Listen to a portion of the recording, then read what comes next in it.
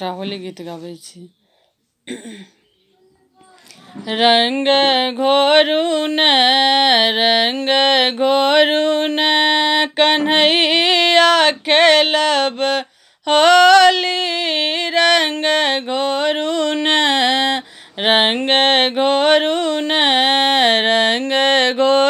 न कन्हैया खेलब होली। रंग घोरू न किनका के हाथ कनक पिचकारी, किनका के हाथ कनक पिचकारी, किनका के हाथ अबीर जाली हो, किनका के हाथ अबीर जाली। रंग घोरू न कन्हैया खेलब होली। रंग घोरू न कन्हैया खेलब होली। रंग घोरू न कृष्ण जी के हाथ कनक पिचकारी, कृष्ण जी के हाथ कनक पिचकारी, राधा जी के हाथ अबीर जाली हो, राधा जी के हाथ अबीर जाली।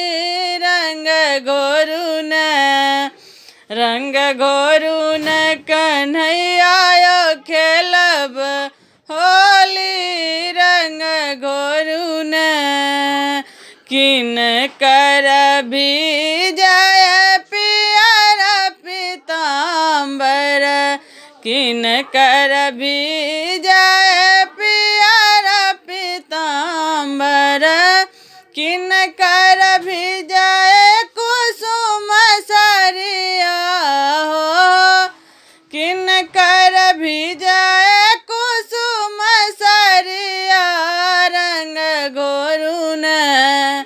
रंग घोरू न कन्हैया खेलब होली। रंग घोरू न कृष्ण जी के भीजय पियर पीताम्बर, कृष्ण जी के भीजय पियर पीताम्बर, राधा जी के भीजय कुसुम सरिया हो, राधा जी के भीजय कुसुम सरिया।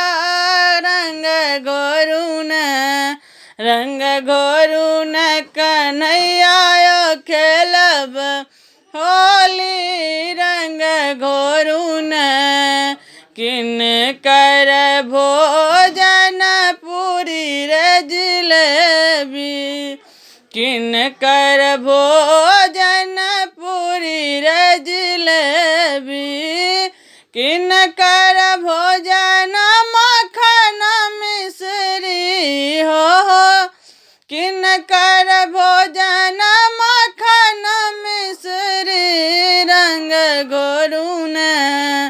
रंग घोरू न कन्हैया खेलब होली। रंग घोरू न राधा जी के भोजन पूरी रे जिलेबी, राधा जी के भोजन पूरी रे जिलेबी, कृष्ण जी के भोजन मक्खन मिश्री हो, कृष्ण जी के भोजन मक्खन मिश्री।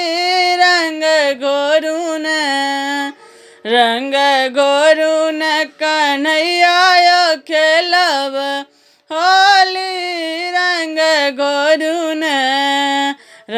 घोरू न कन्हैया खेलब होली। रंग घोरू न